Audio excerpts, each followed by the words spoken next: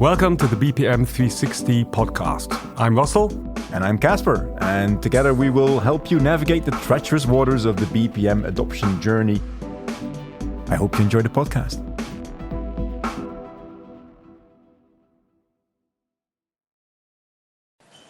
Listeners, welcome to our next edition episode of the podcast. Russell, how have you been? I've been great. I'm a bit jet lagged, as you know, I just came over from New York after a short visit there. But I managed to get here in Munich, and I'm there. It's fantastic. I'm completely stoked. I've seen so much already in the couple of hours I've been running around here.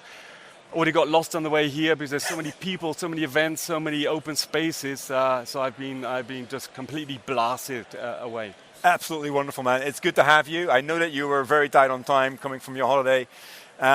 Listen, we have two wonderful guests. Yes. We're going to come back to them in a minute or two or three, right?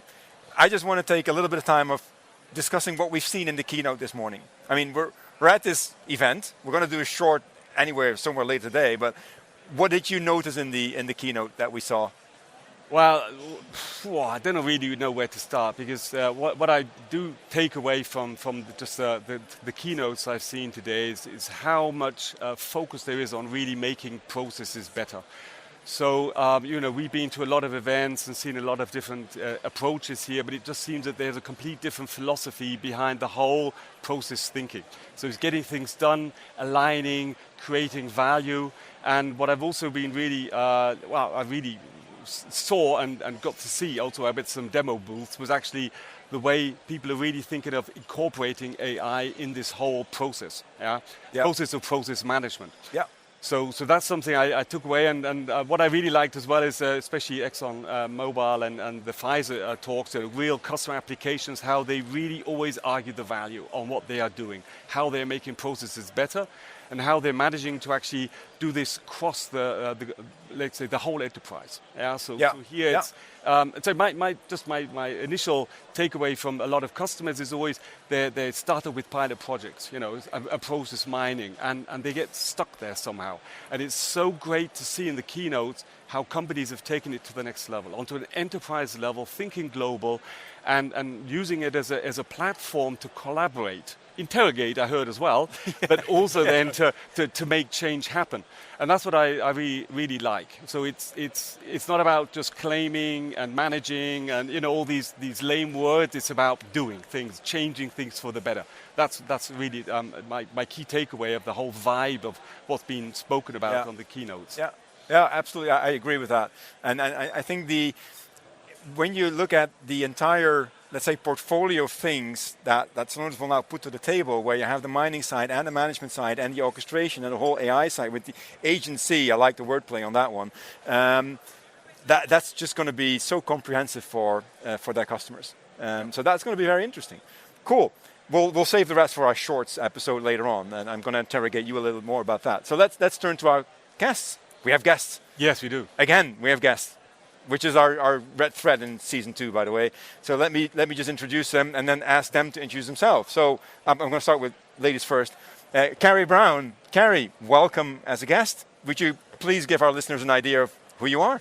Thank you, Caspar. It's lovely to be here. And I couldn't agree more, Russell, in terms of the vibe of this morning talking about enterprise-wide work, which brings me to me. So I have been at Celonis for a couple of years. My role is lead transformation evangelist, which you can interpret as you will. But more importantly, if I look at transformation, I've been in this space for 30 years. I was a customer of SAP's for 12, and I was SAP for 18. So the topic of transformation and enterprise-wide transformation is a space I've lived and played in a lot and have been playing in at Celonis since I got here. Cool. Thank you very much. Thank you. Lovely to have you on the show.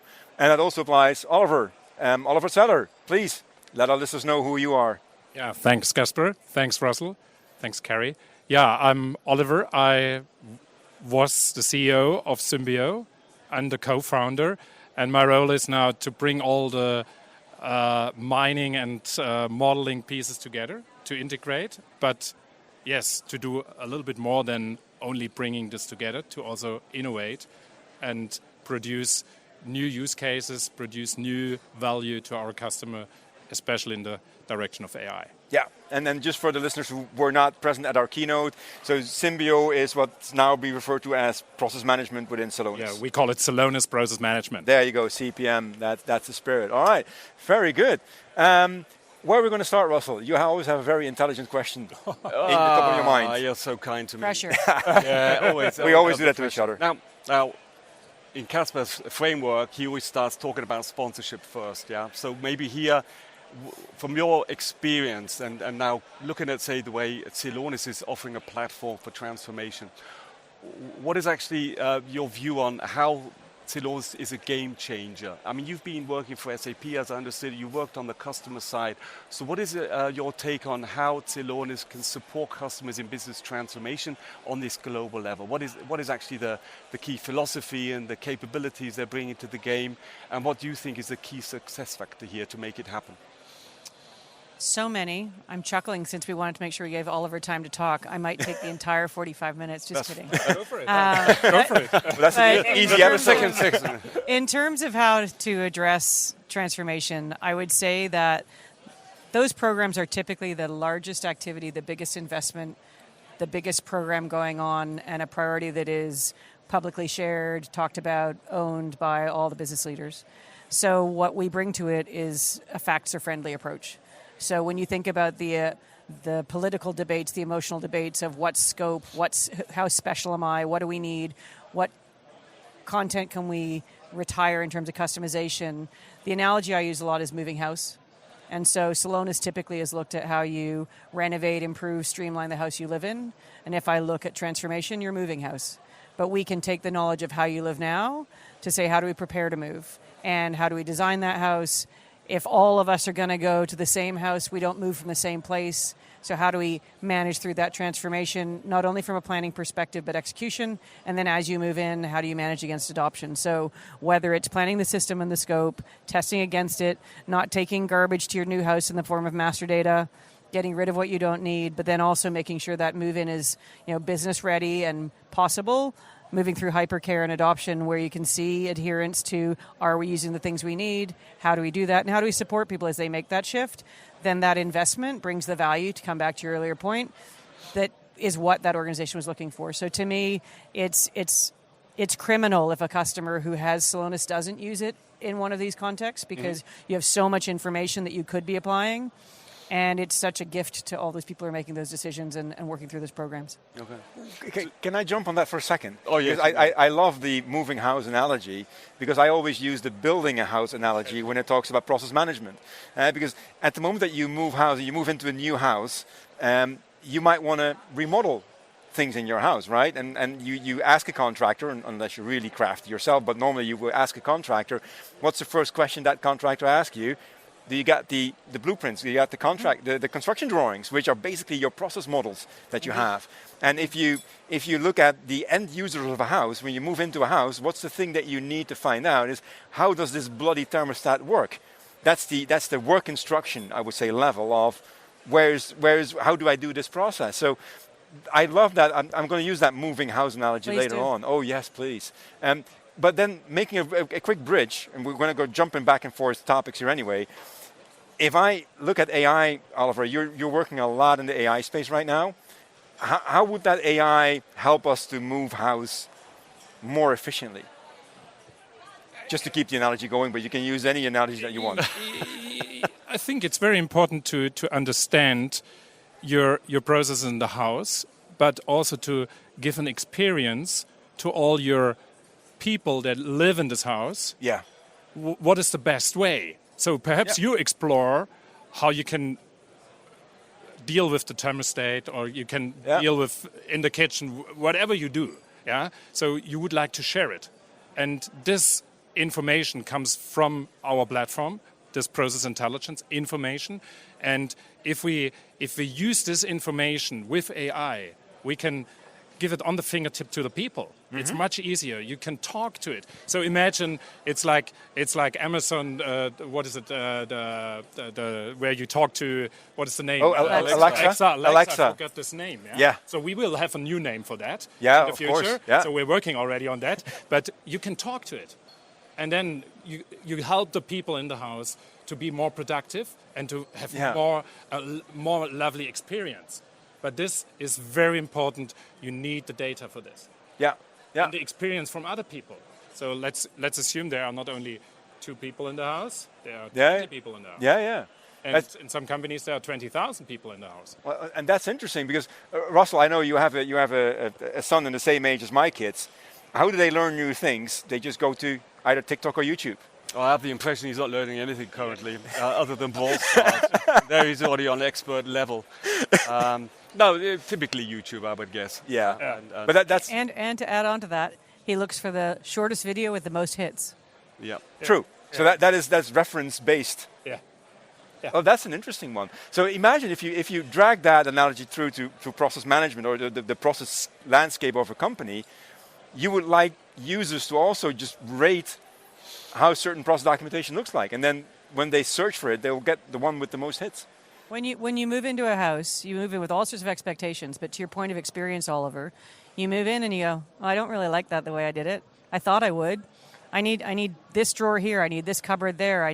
You move in and the design is an expectation. Ideally, you've moved in with some knowledge of what you used to do, and you've picked things based on, that bit of the house. Like I look at where I live right now. Half my house sits empty.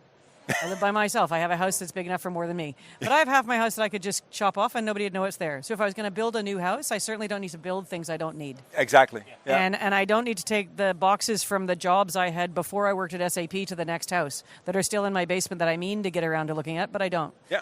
And so that experience you're creating, the users are who tell you and show you, this is a traffic flow. This is what I do. This is what I like. This is what I don't use. Yeah. So just on that part of business transformation, you have a whole company that needs to move house. Yeah.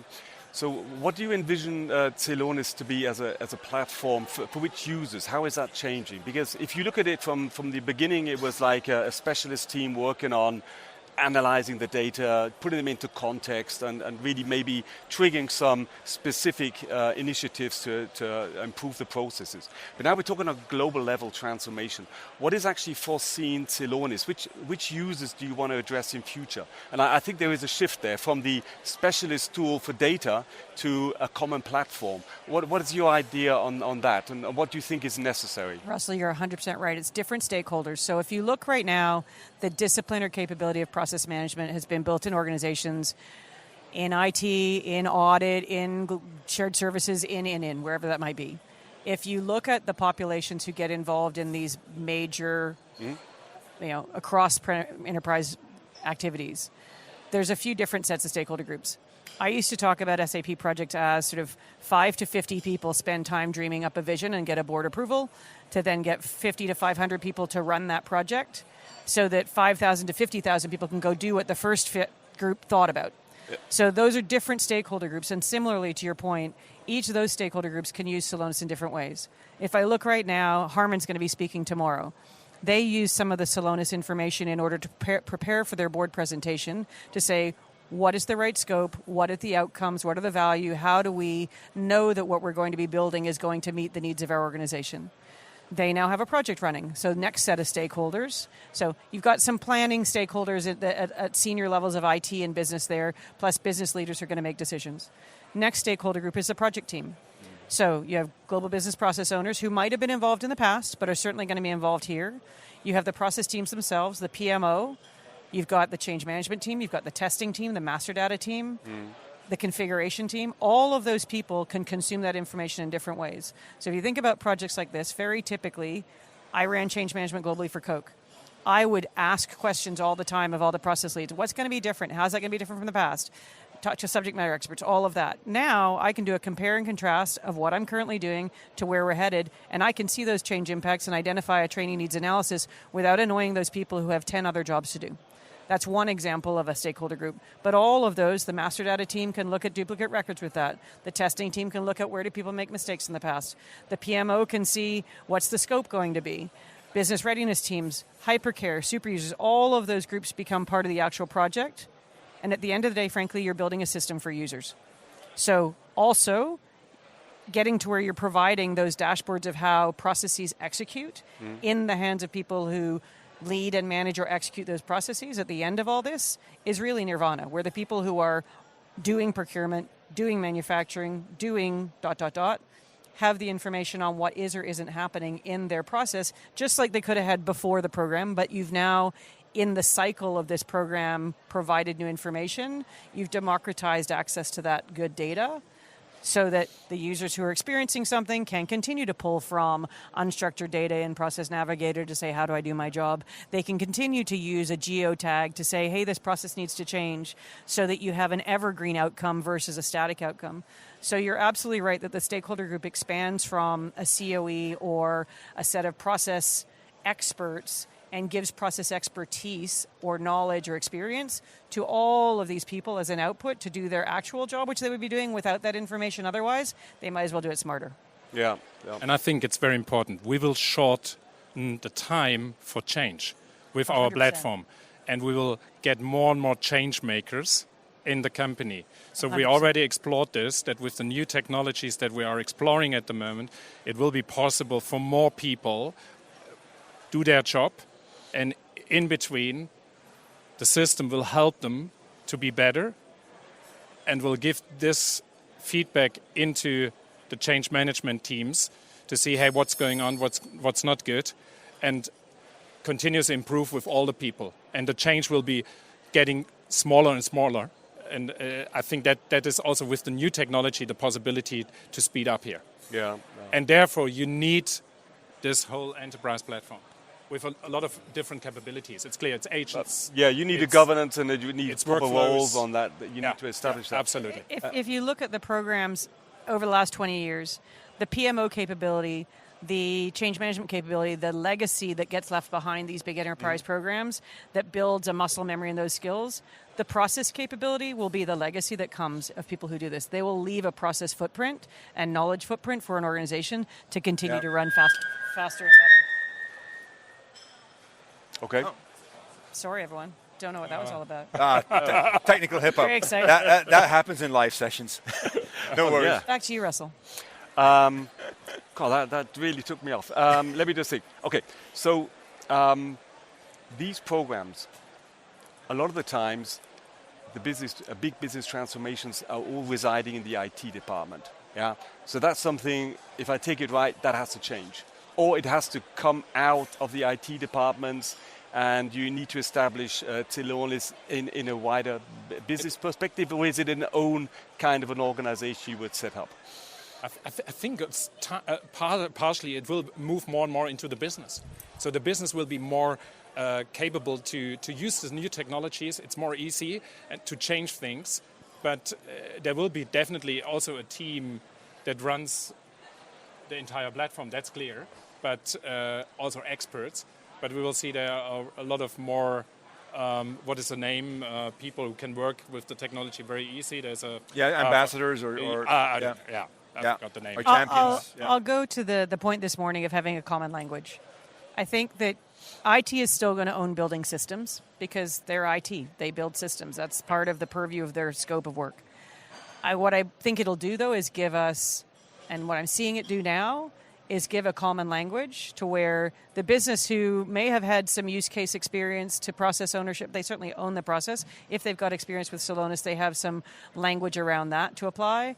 It's creating a language between IT and the business in the same way as we talked about OCPM changing the way that you can see how processes intersect and giving common language. To me, this is giving common language where the business and IT are both focusing on the process. One has a system that builds and supports that process. Another is the consumer of that process.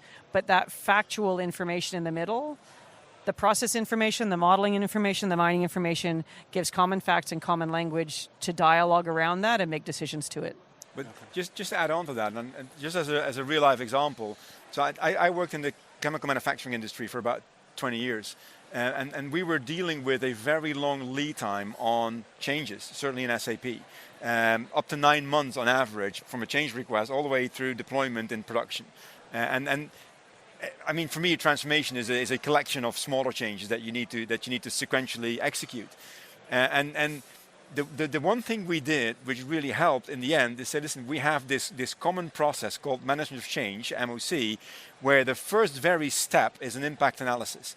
And the impact analysis was done always by the same 5 roles. So there was the requester, there was a subject matter expert, and then there was a subject matter expert for IT, for risk, and for finance.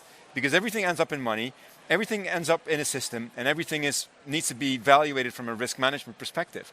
And by doing that, you created that common language that you just mentioned, and say, well, yeah, we understand the change, we understand that it needs to be done, and we see that it might have an impact on other processes, because the first thing we did is we went into the BPM platform and says, this is the process that we're talking about, and how is that connected into other parts of the organization? And I think ultimately when we did that, we went back from 9 months to 3 months, and then we started applying process mining into our management of change process. So we connected all the SAP systems, we connected the solution manager, we connected the ticketing system, and then what we saw was purely a behavioral change project that was left, because the business groups complaining the loudest about the long lead times were the ones that taking the most time to approve a cost estimate or do even the user acceptance testing.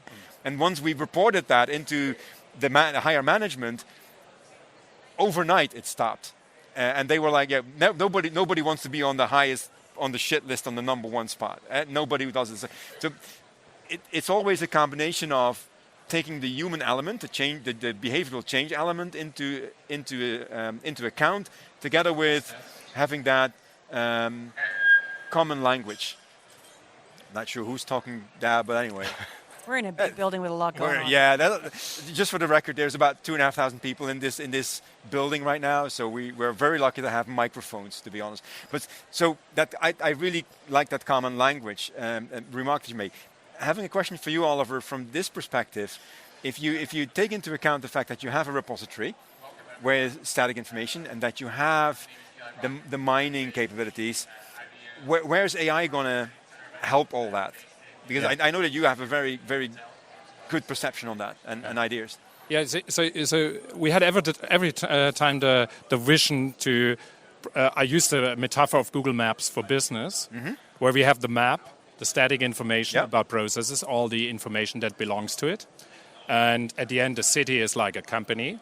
And we all know a map without the data makes no real sense. So we all love it to use the Google Maps app to navigate through a city. And it's now we're bringing the map data together with the live data. We already did this with the navigator, and also with other products. But here we can see it really, really nice.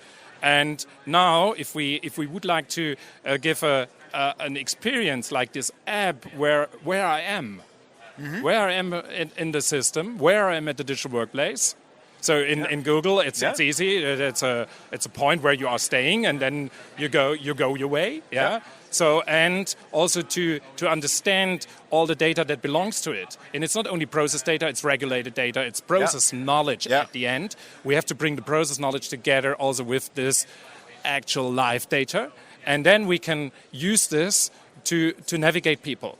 And we already made tests that we, in the digital workplace, realize where a person is working on which topic, and then what should be the best way, the golden path, what is next, and what was in the past. So this becomes reality now. So, and this is a very important topic, all this information. And it's also very important when we use now the AI with our semantic search, with our semantic database, then that we can also get the connections. If we search for a role, that we understand what are the processes, what are the impacts, what are the problems in the process. And this is something we can really, really fast explore with the technology. And it's clear we have a big knowledge.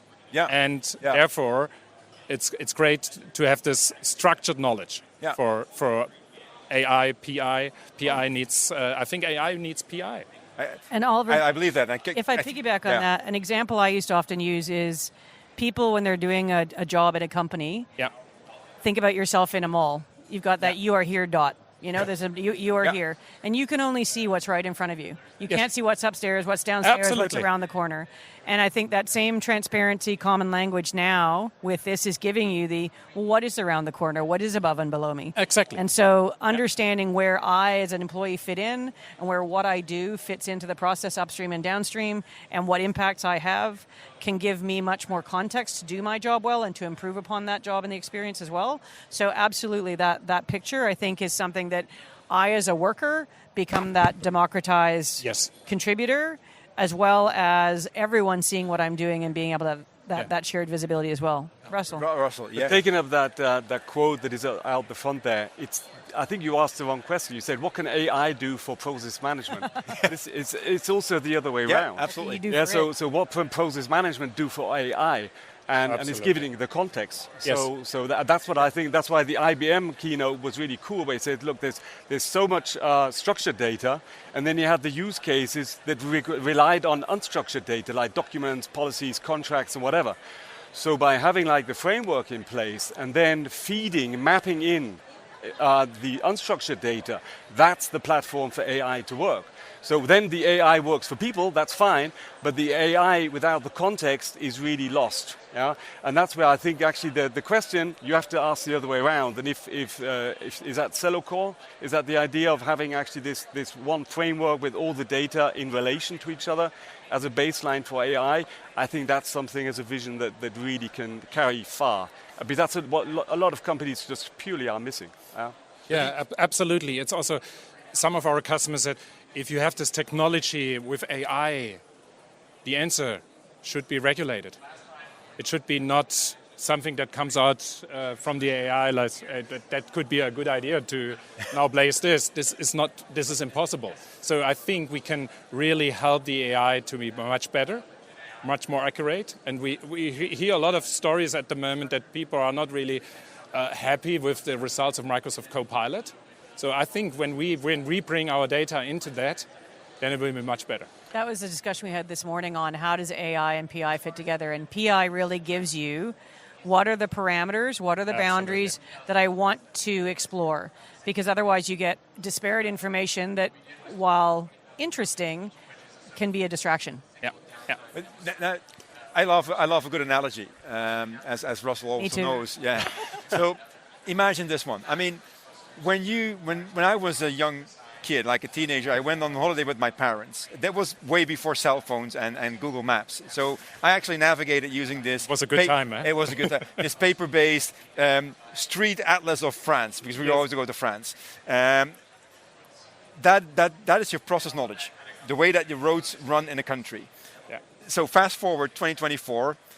When I drive now somewhere, I just put Google Maps on and I say, listen, I need to go there. And if there's a traffic jam, it will guide me. Either it will tell me just sit in it and shut up, or it will tell me you might take this detour because it's quicker. What I notice, and I can see the analogies very quickly. Yeah? So you execute a process, you get the live information, the live data from mining or from whatever source, and you can take a detour if you think that's easier. Now, what I also notice with this, and that's more of a human psychology nature, is when I was younger, we would get into a traffic jam. That's just what it was. You just sit there and you wait until you get through it, and there was no. You didn't know alternatives. You didn't know alternatives. So now that you know alternatives, the tolerance that people have for long waiting times or for inefficiency just becomes smaller and smaller. And that is something that I think, looking at you, Kerry, not personally, but from a transformation perspective, is something you need to take into account, right? Yeah, very much so. It's not just a 14-year-old who has ADD. All of us now do the same, look for the shortest video, the shortest number of hits.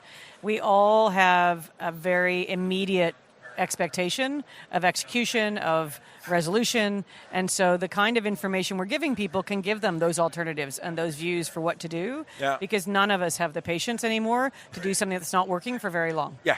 We find another way. So we're basically creating a whole generation of processed dopamine addicts. Well, but unless we give people something, like in all this context where you're giving people the kind of information to see how that work can happen, you're also either giving a positive or negative feedback. You're getting a feedback loop on, am I creating variations that are helpful? Am I creating variations that are harmful? Yeah. And either me personally or us as an organization or a process owner can start to look at that on an active basis versus just creating those larger and larger spaghetti diagrams with no frame of reference. Yeah, and no added value. Oh, absolutely true. So what is your take on looking at this map? That's something that always intrigues me around process management and business transformation is the context of time. So you create a lot of the times, you build the house. No, you don't build the house. You plan the house with the blueprint and you say, that's the house we want to move into. And you already do maybe get some interior designer that we can say that's what you want. But then you have the transformation itself and big business transformations, they take a long time. So you first describe more like a waterfall. So you have a small project team, they have a bigger, then you have the implementation team, and then it expands. But we're talking about 5 years on this journey. So how do you envision that you manage this time factor in it? Also having like this, you have this final picture of an ideal world, but you have a day-to-day like progression and change within all these processes that are documented and the outcomes of it. How is that something that I think currently it's like you have like a milestone and you're blind and you have like unstructured activities and then you have some kind of like milestone where you say, where are we now? Do we have to adjust? But there's no real visualization of the transformation itself over time, like a roadmap. I mean, is that something that you're thinking of bringing into Celonis? Very much so. So actually, ExxonMobil, who spoke this morning, one of the elements of this for them is the business has been a consumer of Celonis for some time. And the business, independent or in concert with the overall program, is using Celonis to be able to see how the business is running now on ECC, and they'll continue to watch how the business is running then on S4 as pieces and parts of their business are running on ECC and S4 simultaneously because it is a multi-year program. So absolutely there is the ability to see that over time and get a view to what that is. To your broader question, though, of these take a while, I'll date myself to Karate Kid. You know, when the student is ready, the teacher will emerge. Wax on, wax exactly, off. wax on, wax off. Thank you. Good. We're all in the same generation. But if you look at that in terms of thinking about the stakeholders, I used to talk about this on projects where you had multi-waves. The people who've already been through it know exactly what it's going to be like. People on the project team have an idea of what it's going to be like. The project team is busy telling the business, this is what's going to happen. And I used to say, like, there's going to be a 12-foot brick wall. It's got this texture, this color, this height. This is what it's going to feel like. This is the speed you're going to hit it at. But everyone is busy doing their day job until they hit that wall. Oh, yeah. And you tell them it's coming, you talk about it coming, and then they run into it and they go, where did that wall come from? Why didn't you tell me that wall was coming? And then when you finally get to where you roll it out, the person who ran into the wall for the first time tells a friend and says, by the way, that wall, it's real. It's going to happen. And so when you think about the different stakeholder groups, recognizing and respecting who needs to know what, when they need to know what, is being able to bring that business readiness to the project team, to the process teams, to the business, because they are busy doing their day jobs, making money, generating revenue, servicing customers, and they don't need to worry about this all that time.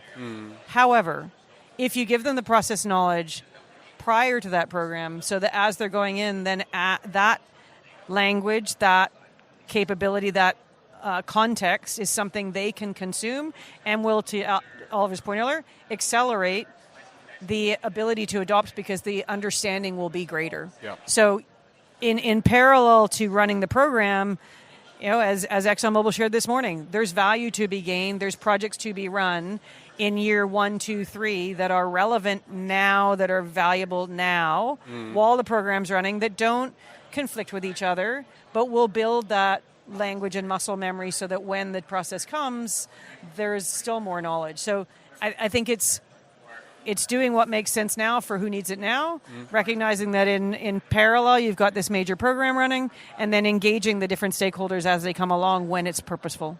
Makes sense. And absolutely. And very important, if you run it in certain processes, that you also have in mind the great picture, the big picture, the enterprise picture, and this is the reason why it's so important to have also this map, this complete architecture, where we bring all together. And then at the end, we can also improve with our common language, especially on this map topic. And I think step by step, you can improve and then at the end you get more and more into the complete enterprise. Yeah, I don't know if the phrase, does junk mail mean the same thing to all of you as it does to me? Yeah. Like junk mail that you get at home in your post office, in your mailbox, Yeah. it's junk mail until you need it. Yeah. You know, like if you need your garage, you need your chimney cleaned, it's junk mail until you realize you need it cleaned. Junk mail that comes to you at work is like junk mail at home. All the things you're saying about a project don't matter until they matter to me.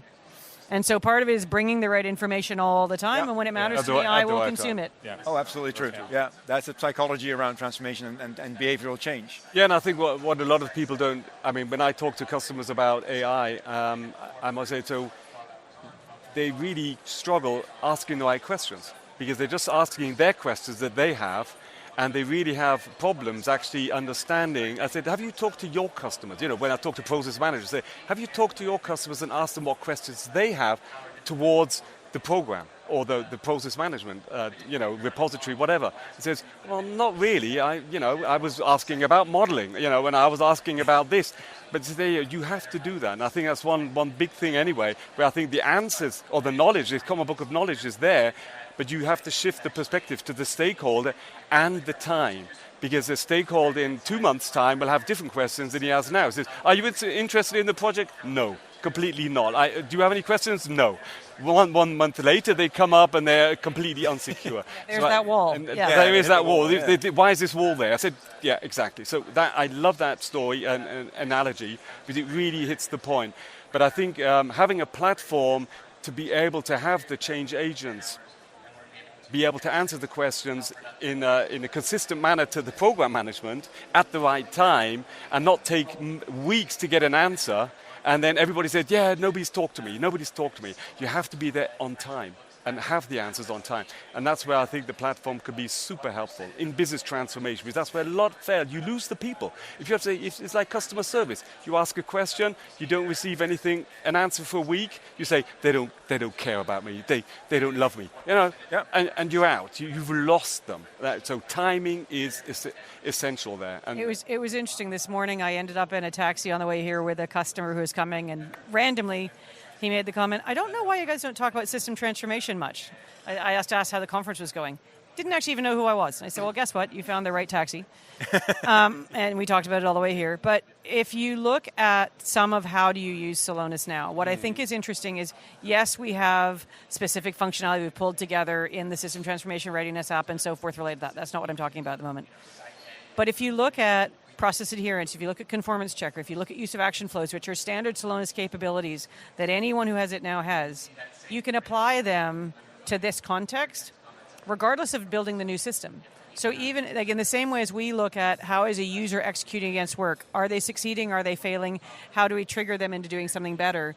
That same thinking is being applied en masse to an enterprise-wide transformation, which is happening at a micro level in a given use case area. So there are those capabilities now that, like I look at when I first joined Celonis, one of the things I looked at was who's on our customer list where I know those customers, and I'm going to find all the change and training people in those customers and say, did you know you own this thing? Guess what? It can do magic for you. Because that's a population who we wouldn't normally talk to. Exactly. And yet they're ecstatic to have all that information about how things are happening. Oh, absolutely. They'd love to have all the modeling information to say, how does a job really work? What's a new way of working? And they aren't IT, and they aren't technical, and they may not even ever been invited to the party.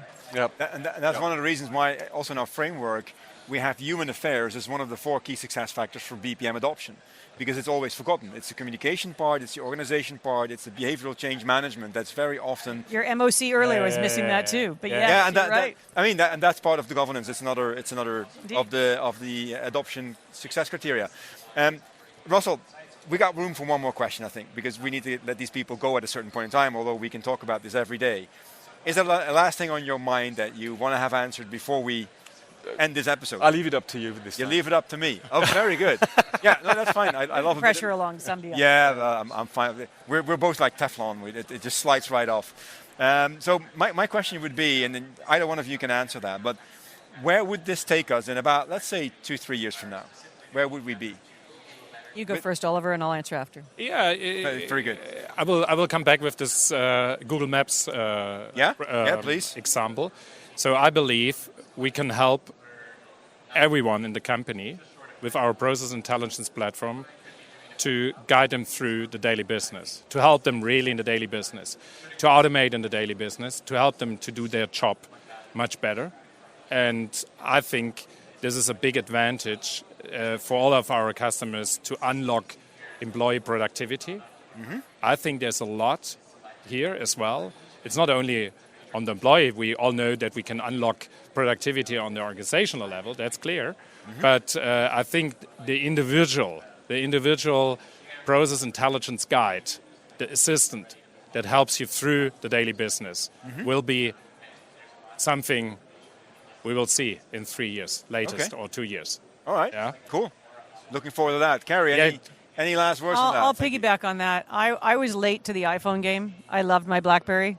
It had the buttons that I could drive with and type because that was legal then. Like this, yeah. And it's not now. But when I went to the iPhone, I didn't know what I was missing till I got there.